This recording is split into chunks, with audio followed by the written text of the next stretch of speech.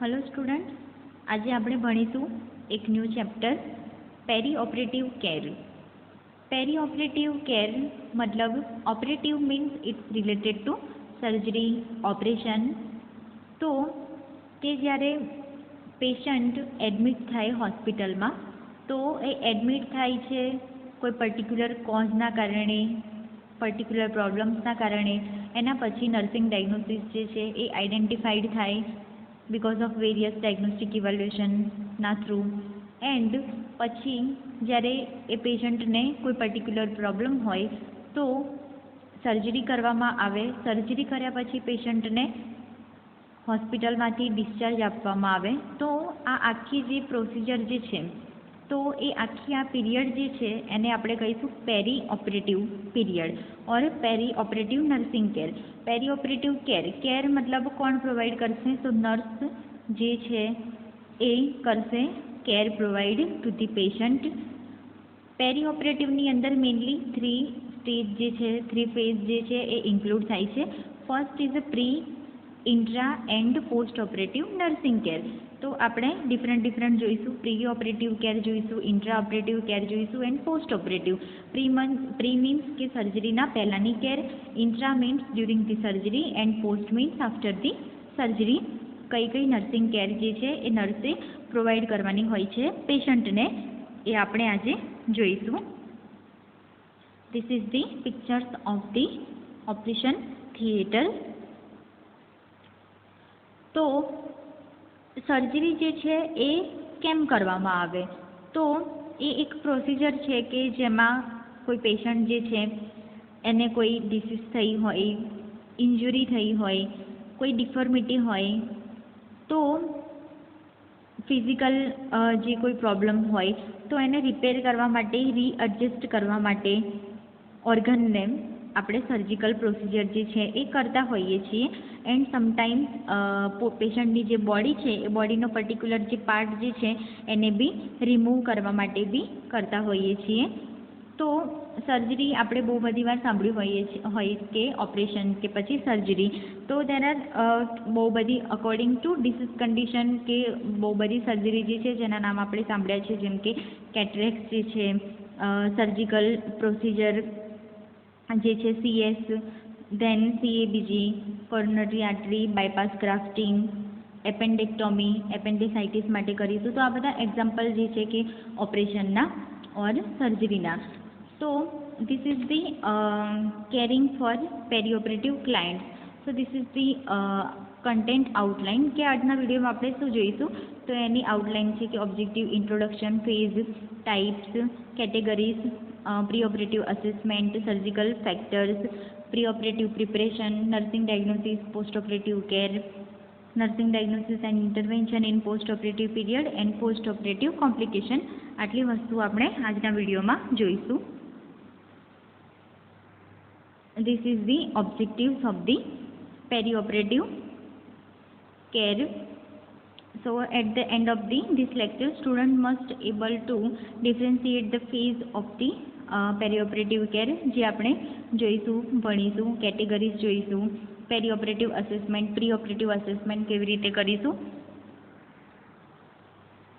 What is મેન્ટ by પેરી operative? કે પેરી ઓપરેટિવ જે છે એનો મતલબ શું થાય?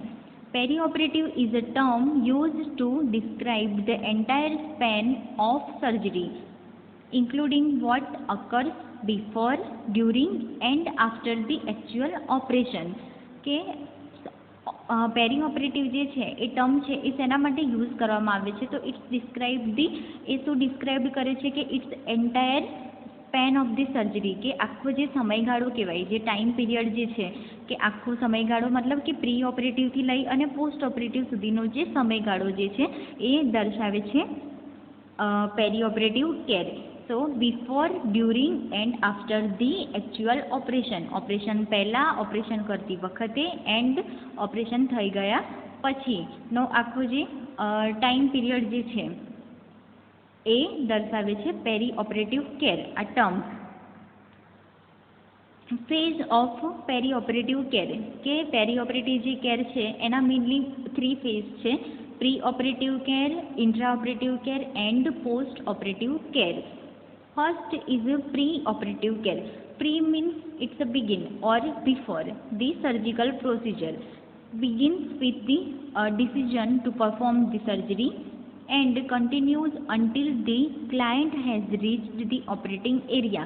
मतलब કે જે પેશન્ટ જ્યારે એડમિટ થાય છે હોસ્પિટલની અંદર તો ત્યારે જે ડિસિઝન લેવાય છે કે પેશન્ટને આ સર્જરીની જરૂર છે, પેશન્ટ પોતે હા કરે છે, એનું કન્સન્ટ આપે છે, તો ત્યાં સુધી લઈ અને જ્યાં સુધી પેશન્ટ ઓપરેશન એરિયામાં કે ઓપરેટિંગ જે એરિયા છે ઓપરેશન માટે રેડી ના થઈ જાય અને ઓપરેટિંગ એરિયામાં આપણે પેશન્ટને સેન્ડ નહીં કરીએ, મોકલીશું નહીં, તો ત્યાં સુધીનો જે પીરિયડ ગાળો જે છે એને આપણે કહીશું પ્રી ઓપરેટિવ અને એમાં જે આપણે કેર આપીશું it's preoperative care or pre-operative nursing care. Second is intra-operative. Intra means it includes the entire duration of the surgical procedure until transfer of the client to the recovery area. કે it's include the entire duration of the surgical procedure. Surgical procedure જે છે એ start થાય અને પછી પતે, તો ત્યાં સુધીનો જે સમયગાળો જે છે કે કોઈ સર્જરી 1 કલાકની હોય, 2 કલાકની હોય, 3 કલાકની, તો અકોર્ડિંગ ટુ સર્જરી ઓર ડિપેન્ડ કરે છે.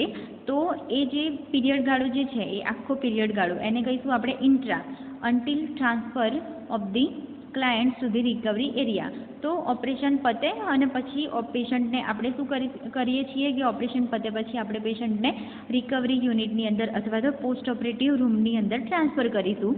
એને થોડા કલાક માટે આપણે પેશન્ટને શું કરીશું, નોટ કરવાનું હોય છે. તો એ આખો જે સમયગાળો જે છે it's come under the intraoperative. એને એમાં જે આપણે પેશન્ટને કઈ કઈ કેર આપીશું, શું નર્સિંગ કેર છે, શું નર્સિંગ રિસ્પોન્સિબિલિટી છે, એ છે intraoperative care. Third one is postoperative. Postoperative means post means પછી, તો ઓપરેશન પછી. It's begin with admission to the recovery area and continues until the clients receive a follow-up evaluation at home or is discharged to a rehabilitation unit. તો કે જ્યારે patient admit થાય છે કે સ્ટાર્ટિંગમાં કે જ્યારે પેશન્ટ એડમિટ થાય છે ત્યાંથી લઈ અને રિકવરી રૂમ સુધી કે પછી પેશન્ટની સર્જરી થાય, આખી જે ઓલ ધ એન્ટાયર જે ડ્યુરેશન જે છે એ ઇન્ક્લુડ થશે આમાં. કે એડમિશન થઈ ગયું પેશન્ટનું, પેશન્ટને નર્સિંગ ડાયગ્નોસિસ આઈડેન્ટિફાઈડ થયો, એના પછી પેશન્ટની સર્જરી થઈ, સર્જરી કર્યા પછી પેશન્ટને રિકવરી રૂમમાં સેન્ડ કરીએ અથવા તો ટ્રાન્સફર કરીએ. તો આજે આખો જે સમયગાળો જે છે અને એ વખતે આપણે અને જ્યારે પેશન્ટને ડિસ્ચાર્જ કરવામાં આવે, અધરવાઇઝ કોઈ પેશન્ટ જે છે એ ક્રોનિક ઇલ હોય તો રિહેબિલિટેશન યુનિટ, રિહેબિલિટેશન સેન્ટરમાં કોઈ પેશન્ટને ટ્રાન્સફર કરવામાં આવે. તો એ આખો જે સમયગાળો જે છે it's come under the post operative period. અને પોસ્ટ ઓપરેટિવ જે પીરિયડ જે છે એ દરમિયાન આપણે શું શું કેર આપીશું, it's a postoperative nursing care. Types of surgery. તો સર્જરી જે છે એ સર્જરીના વેરિયસ ટાઈપ્સ છે કે ઇમરજન્સીની અંદર કોઈ સર્જરી કરવામાં આવે, according to risk factor surgery કરવામાં આવે. તો ડિગ્રી ઓફ અર્જન્સી કે degree of urgency it's necessity to preserve the client's life, body parts or body function. કે અર્જન્સી મતલબ કે જ્યારે પેશન્ટની જે કન્ડિશન જે છે ઇટ્સ અ લાઈફ થ્રેટનિંગ, કે પેશન્ટને જીવવા માટે એની લાઈફ જે છે સેવ કરવા માટે ઇમિડિયેટલી આપણે સર્જરી પરફોર્મ કરવામાં આવે. Degree of risk it's involved in surgical procedure is affected by the client's age. કે ક્લાયન્ટ્સની જે એજ છે તો એજના અકોર્ડિંગ એની જનરલ હેલ્થ, ન્યુટ્રિશનલ સ્ટેટસ જે છે, મેડિકેશન્સ એન્ડ મેન્ટલ સ્ટેટસ, તો એના અકોર્ડિંગ કે ડિગ્રી ઓફ રિસ્ક કે માઇનર રિસ્ક છે પેશન્ટને કે મેજર રિસ્ક છે એના અકોર્ડિંગ સર્જરી કરવામાં આવે. Then extent of surgery it's a simple and radical surgery. Types of surgery, અર્જન્સીના જે ટાઈપ્સ છે તો ફર્સ્ટ છે emergency, elective, urgent and required. હવે first emergency. Emergency means is performed immediately to preserve function or the life of the client. કે ઇમરજન્સીમાં આપણે સાંભળ્યું છે કે ઇમરજન્સી હોય છે પેશન્ટ હોસ્પિટલની અંદર આપણે કેટલી વાર જોતા હોઈએ છીએ કે ઇમરજન્સી છે તો કોઈ એક્સિડન્ટ થયો છે કે પછી કોઈ સડનલી કોઈ કોમ્પ્લિકેશન જ્યારે હાર્ટ એટેક પેશન્ટને આવ્યું હોય પહેલાં ખબર ના હોય અને તરત જ CABG જે છે એ પરફોર્મ કરવી પડે, કોઈ પેશન્ટને એક્સિડન્ટ થયો હોય ને એ વખતે કદાચ બ્રેઇન હેમરેજ થઈ ગયું હોય તો એના માટે કોઈ સર્જરી પરફોર્મ કરવી પડે. તો આ બધી ઇમરજન્સી કન્ડિશન જે છે એ વખતે પેશન્ટની જે લાઈફ જે છે એને સેવ કરવા માટે, બચાવવા માટે સર્જરી કરવામાં આવે. તો ઇમરજન્સી મીન્સ ઇટ્સ નોટ કે બહારથી જ કોઈ પેશન્ટ જે છે એ આવે અને ઇમરજન્સી. કોઈ વાર એવું બી થઈ શકે કે પેશન્ટ જ્યારે હોસ્પિટલમાં એડમિટ હોય એ એડમિટ જે હોય પેશન્ટ એ વખતે જ કોઈ બીજા કોમ્પ્લિકેશન બી થઈ જાય પેશન્ટને અને એ વખતે બી સર્જરી કરવામાં આવે. તો ઇમરજન્સી કે ઇમરજન્સીનો મતલબ કે પેશન્ટની જે કન્ડિશન જે છે એ સિવિયર ક્રિટિકલ થઈ ગઈ હોય અને એને સેવ કરવા માટે આપણે કરીશું surgery. Elective surgery is performed when surgical intervention is preferred treatment for a condition that is not imminently life-threatening. So elective surgery જે છે એ કેવી છે કે એની અંદર સર્જરી કરવામાં આવે કોમ્પ્લિકેશનના કારણે, but it's not like emergency કે ઇમરજન્સી ઓર પેશન્ટની લાઈફ થ્રેટનિંગ કન્ડિશન ના હોય એટલે કે કોમ્પ્લિકેશન ના હોય, બહુ ક્રાઇસિસ ના હોય. દેન urgent. Urgent is necessary for the client health to prevent the additional problem from developing, not necessarily an emergency. તો urgent means it's not like an emergency કે ઇમરજન્સીની અંદર જેવી રીતે લાઈફ થ્રેટનિંગ કન્ડિશન હોય તો એવા એ જે સિચ્યુએશન આમાં અરાઇઝ નથી થતી. બટ અહીંયા શું જોવા મળે કે ક્લાયન્ટની જે હેલ્થ છે તો કોઈ પર્ટિક્યુલર જે પ્રોબ્લેમ છે એના કારણે એડિશનલ જે પ્રોબ્લેમ બીજા જે એડ થતા રહે તો એને પ્રિવેન્ટ કરવા માટે સર્જરી કરવામાં આવે. Required means has to be performed at some point, can be pre schedule કે કોઈ સર્જરી જે છે કોઈ કોમ્પ્લિકેશન આપણે પહેલેથી ખબર હોય પેશન્ટ બિફોર થોડા ટાઈમ પહેલાં એડમિટ થયું હોય અને પછી એને કોઈ ડેટ આપી હોય પર્ટિક્યુલર તો એ ટાઈમે પર્ટિક્યુલર ડેટમાં કરવામાં આવે પરફોર્મ કરવા માટે, એટલે રિક્વાયર્ડ કે જરૂરી હતી અને પછી પેશન્ટને સર્જરી કરવામાં આવે છે. So this all the types of the surgery. Assessment.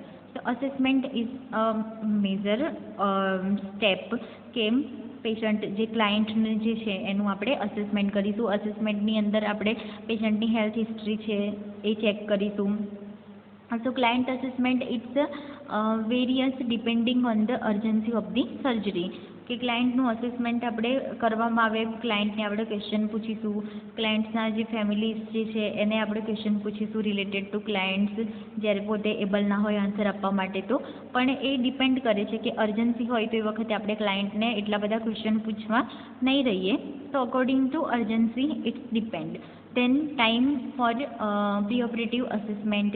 એમાં આપણે નર્સિંગ ડાયગ્નોસિસ, ઇવેલ્યુએશન કરીશું, nursing management, ambulatory care and admitted shortly before the surgery. બીજું જે છે એ આપણે કરવાનું હોય કે recognise of the client's immediate pre operative needs is important. Pre operative પેશન્ટની નીડ કઈ કઈ છે એ આપણે ચેક કરીશું. બીજું કે પેશન્ટના જે ક્લોઝ જે છે એના ઉપર આપણે ફોકસ કરીશું.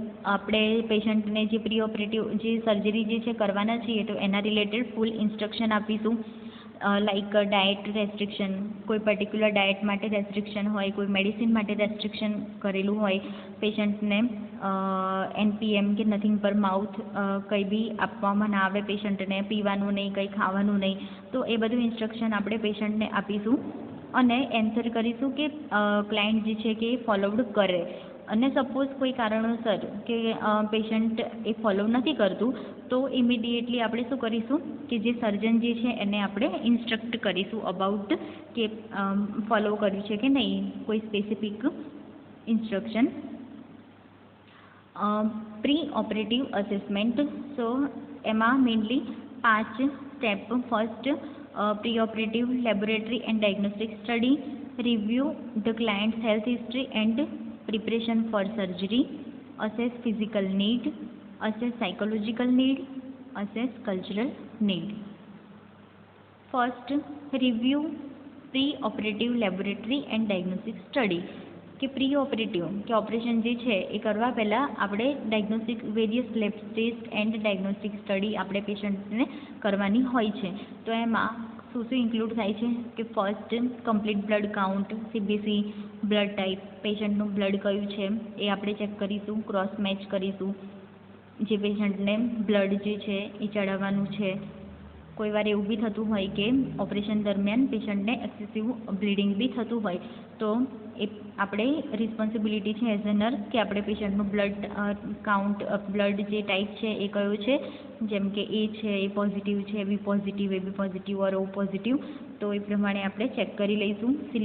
ઇલેક્ટ્રોલાઇટ, યુરિન એનાલિસિસ કરીશું, urine test, chest X-ray, ECG, હાર્ટની જે રિધમ છે એ ચેક કરવા માટે electrocardiogram, then other test related to a procedure or client's medical condition. અને બીજા બી એવા બહુ બધા ટેસ્ટ છે જે અકોર્ડિંગ ટુ ક્લાયન્ટની મેડિકલ કન્ડિશન કરવામાં આવે, such as prothrombin time, partial થ્રોમ્બોપ્લાસ્ટિન time, blood urea nitrogen, creatinine and other radiographic study.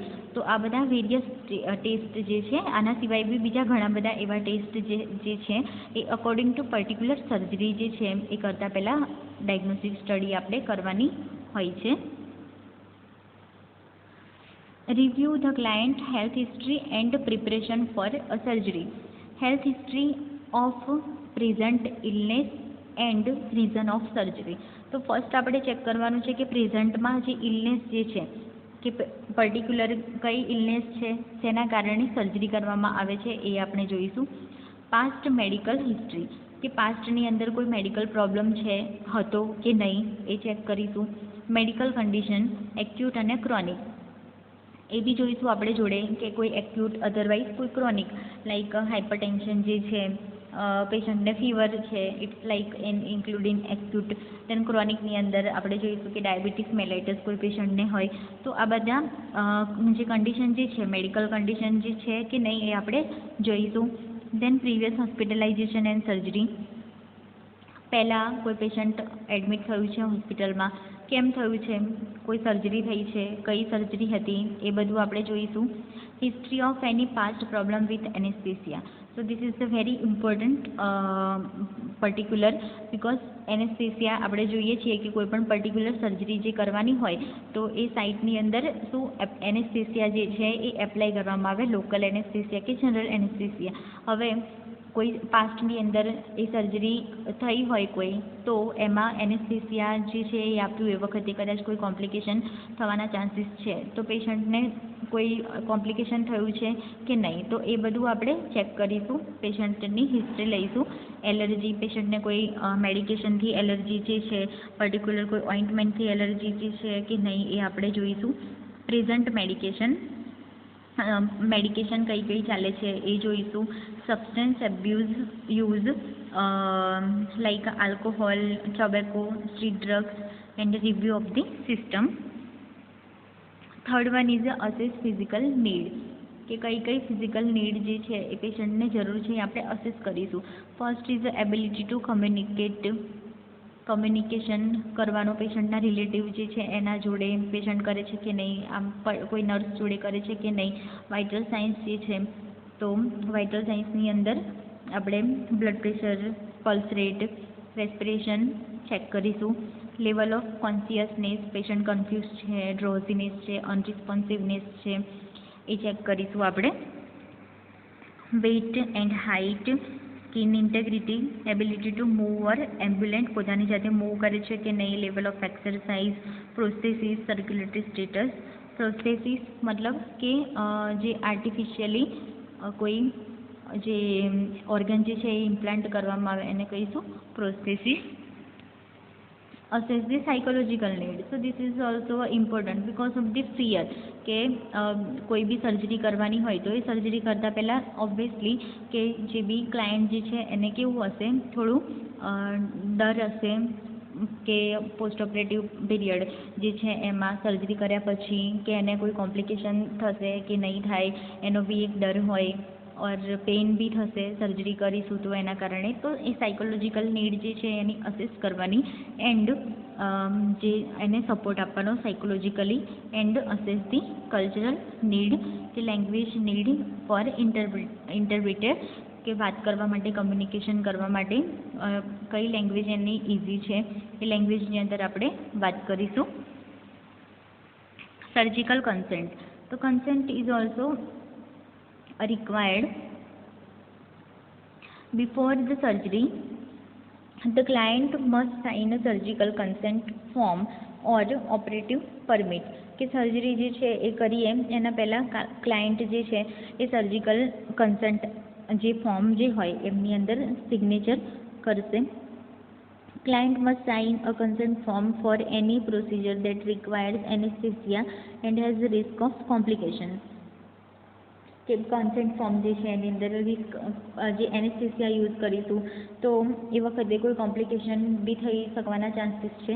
તો આપણે પેશન્ટની જોડેથી પહેલેથી જે સિગ્નેચર કરાવી લઈશું. If an adult client is confused, unconscious, a family members or guardian must sign the consent form. કે patient જે છે કન્ફ્યુઝ છે, અનકોન્શિયસ છે, તો એની જગ્યાએ પેશન્ટની જગ્યાએ ફેમિલી મેમ્બર્સ જે છે અથવા તો જે બી ગાર્ડિયન જે છે એ સિગ્નેચર કરી શકે.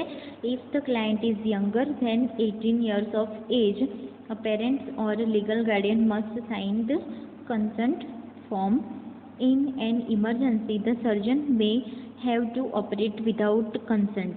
ઇમરજન્સી કન્ડિશન કોઈ હોય તો એમાં વિધાઉટ કન્સન્ટ બી જે સર્જન જે છે એ સર્જરી કરી શકે છે. એન્ડ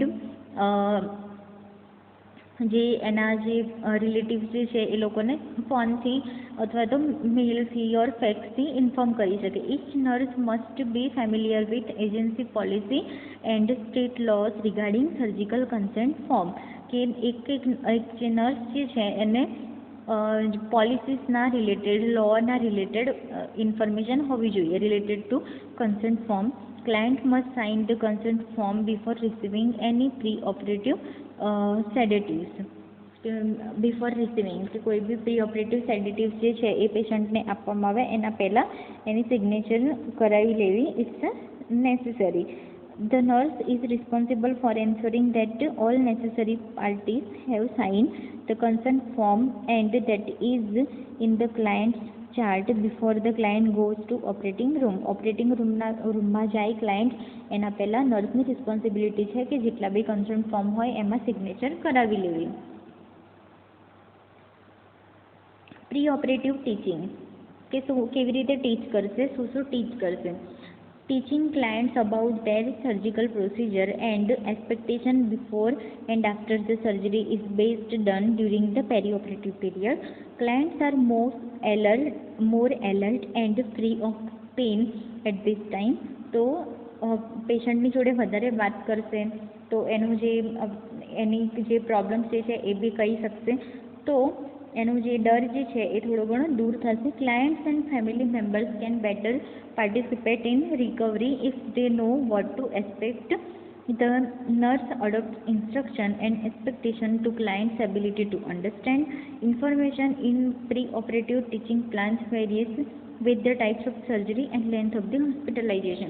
pre-operative teaching ની અંદર ઇન શોર્ટ કે પેશન્ટને સર્જરી જે છે તો કઈ સર્જરી કરવામાં આવે છે, કેમ કરવામાં આવે છે, એ બધી ઇન્ફોર્મેશન કે કશું પેશન્ટને ડાયટ રેસ્ટ્રિક્ટ કરવાનું છે કે નહીં, તો આ બધું ઇન્ફોર્મેશન જે છે એ બિફોર ધ સર્જરી નર્સ જે છે એ ટીચ કરશે. Perioperative teaching plan include pre-operative medications when they are given and their effect, post-operative pain control, explanation and description of the post-anesthesia recovery room or post-surgical area, discussion of the surgery, of assessing vital signs and use monitor equipment, explanation and demonstration, deep breathing and coughing exercise, use of incentive spirometry, how to support the incision for breathing exercise and moving position changes and feet and legs exercise. તો preoperative જે teaching plan છે એની અંદર આ બધી વસ્તુ જે છે એ ઇન્ક્લુડ થતી હોય કે એક્સપ્લેન કરવાનું, પેશન્ટને ડેમોન્સ્ટ્રેટ કરીને બતાવવાનું કે ડીપ બ્રીથિંગ જે છે એ કઈ રીતે કરીશું, કફિંગ એક્સરસાઇઝ જે છે એ કઈ રીતે કરશે. દેન યુઝ ઓફ ઇન્સેન્ટિવ લાઇક સ્પાયરોમેટ્રી, કે સ્પાયરોમેટ્રી જે છે ડીપ બ્રીથિંગ કરવા માટે પેશન્ટને આપવામાં આવે, તો એ જે સ્પાયરોમેટ્રી મશીન જે છે એનો યુઝ કઈ રીતે કરવાનો હોય તો એ બધાનો ડેમો કરીને બતાવવામાં આવશે, ટીચ કરશે related to that. Information about the IV fluids and other lines and tubes such as a nasogastric tube. બીજી ઇન્ફોર્મેશન લાઇક ઇન્ટ્રાવિનસ ટ્યુબ, કે IV ફ્લુઇડ જે છે એ પેશન્ટને સર્જરી કરતી વખતે અને સર્જરી કર્યા પછી બી IV ફ્લુઇડ જે છે એ આપવામાં આવે તો એના વિશે એને ઇન્ફોર્મ કરવામાં આવશે કે કેવી રીતે નાખશે, IV ફ્લુઇડ જે છે એ શું હોય છે. દેન બીજી લાઇન જે છે એ કઈ નાખવામાં આવશે લાઇક NG ટ્યુબ, કે કોઈ કોમ્પ્લિકેશન હોય તો NG ટ્યુબ બી નાખવામાં આવે, નેસોગેસ્ટ્રિક ટ્યુબ જે કહેવાય, તો એના વિશે બી પેશન્ટને ઇન્ફોર્મ કરશે, એક્સપ્લેન કરશે. Pre operative teaching time also gives the clients the chance to express any anxieties and fear and for the nurse to provide explanation that will help alleviate those fear. કે preoperative જે teaching time જે છે એ આપવામાં આવે છે ક્લાયન્ટને because of what, કે જે એની anxiety જે છે એને એક્સપ્રેસ કરી શકે, એનું ફિયર જે છે એને એક્સપ્રેસ કરી શકે અને એના કારણે નર્સ એને એક્સપ્લેનેશન આપશે સો દેટ જે ફિયર જે છે પેશન્ટનો એ કેવો થશે કે દૂર થશે. When clients are admitted for surgery, emergency surgery, so there is no time for explanation. So explanation will be more complete during the post-operative period. કે એ વખતે એક્સપ્લેનેશન ઇમરજન્સી જે પીરિયડ જે છે એમાં એક્સપ્લેનેશન નહીં આપી શકાય તો પોસ્ટ ઓપરેટિવ પીરિયડની અંદર પછી પેશન્ટને એક્સપ્લેન કરી દેશે નર્સ. સર્જિકલ રિસ્ક ફેક્ટર, કે સર્જિકલ રિસ્ક ફેક્ટર કયા કયા રહેલા છે તો ફર્સ્ટ એજ, તો એજની અંદર વેરી યંગ એન્ડ એલ્ડરલી જે પીપલ હોય, ન્યુટ્રિશનલ સ્ટેટસની અંદર malnourish, obese people, then low weight હોય, medical problems like acute and chronic, respiratory problem, hypertension, liver dysfunction, renal failure and diabetes. તો આ બધી કન્ડિશન જો હોય તો એ કન્ડિશનની અંદર કોઈ બી સર્જિકલ પ્રોસિજર જે છે તો એના રિસ્ક જે છે એ હાઈ રહેલા છે. Pre operative preparation, physical preparation, psychological preparation. Physical પ્રિપરેશનની અંદર સ્કિન પ્રિપરેશનની અંદર જો હેર હોય એક્સેસિવ હેર તો એને રિમૂવ કરવાના. એલિમિનેશનની અંદર એલિમિનેશન, પેશન્ટ યુરિન એલિમિનેટ કર્યું છે કે નહીં. Then food and fluids, care of valuable clothing જે છે એ પર્ટિક્યુલર પ્રોપર છે કે નહીં, પ્રોસેસીસ. તો આ બધી જે છે ઇટ્સ અ ફિઝિકલ પ્રિપરેશન. સાયકોલોજીકલની અંદર it's a careful preoperative teaching can reduce fear and anxiety of the client. તો પ્રી ઓપરેટિવ જે ટીચિંગ જે છે એ ટીચિંગ જે ઓલરેડી આપવાનું હોય તો એ ટીચિંગના કારણે એનું ફિયર જે છે એ દૂર થશે. Nursing diagnosis in that anxiety related to a result of surgery and post-operative pain, knowledge deficient related to pre-operative procedure and post-operative expectation.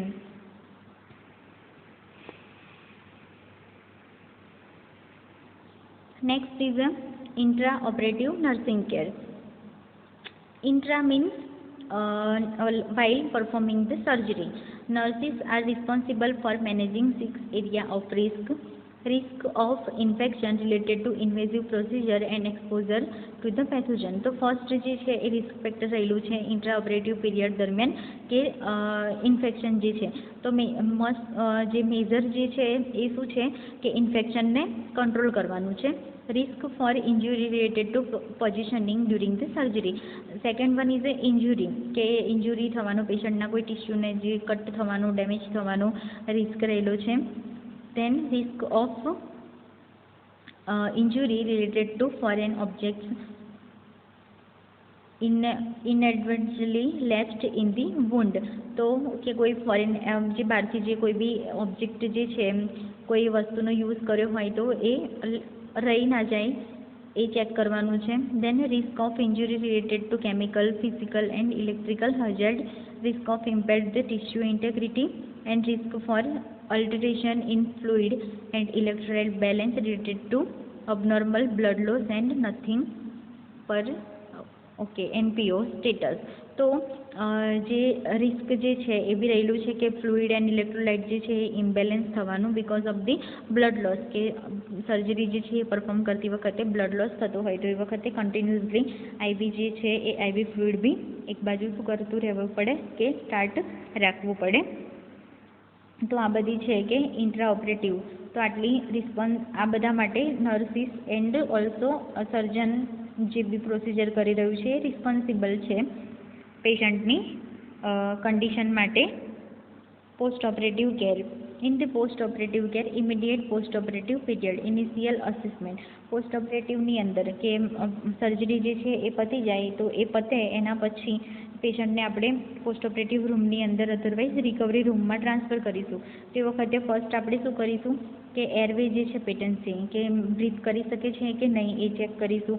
Effectiveness of the respiration, then presence of artificial એરવે.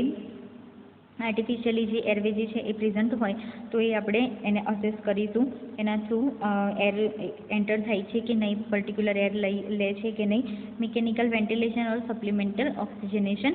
Mechanical ventilation ઉપર પેશન્ટને રાખ્યું હોય તો આપણે continuously monitor કરતા રહીશું, oxygen જે છે એ સપ્લિમેન્ટ કરીશું.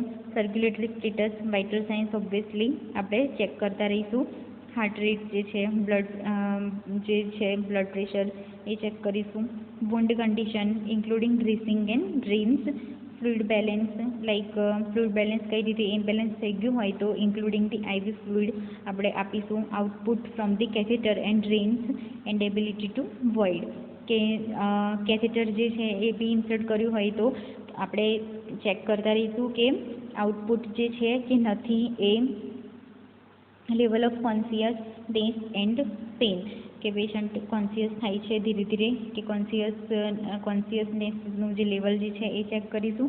પેશન્ટને પેઇન છે કે નહીં એ બી ચેક કરીશું પોસ્ટ ઓપરેટિવ કેરમાં. લેટર, સો આ હતું કે ઇમિડિયેટ પોસ્ટ ઓપરેટિવ કેર. હવે છે કે લેટર પોસ્ટ ઓપરેટિવ કેર, કે થોડા લેટરની અંદર આપણે ઓનગોઈંગ અસેસમેન્ટ, તો એમાં આપણે શું કરીશું, રેસ્પિરેટરી ફંક્શન જે છે ચેક કરીશું, જનરલ કન્ડિશન બી જોઈશું, વાઇટલ સાઇન્સ આપણે ચેક કરીશું, cardiovascular function, fluid status, pain level, bowel and urinary elimination, dressing tube, drain and Ivy line. તો આ બધું જે નાખ્યું હોય પેશન્ટને તો આપણે જોઈશું. પર્ટિક્યુલર ડ્રેસિંગ જે છે તો એમાં ડ્રેસિંગ પર્ટિક્યુલર કરતું રહેવું પડશે. દેન આઈવી લાઇન જે છે, આઈવી ફ્લુઇડ આપણે આપીશું તો જોઈશું કે બ્લોકેજ તો નથી, પર્ટિક્યુલર આઈવી જે છે એ જાય છે કે નહીં. તો એ બધું આપણે લેટર જે ફેઝ છે એની અંદર જોઈશું. Nursing diagnosis.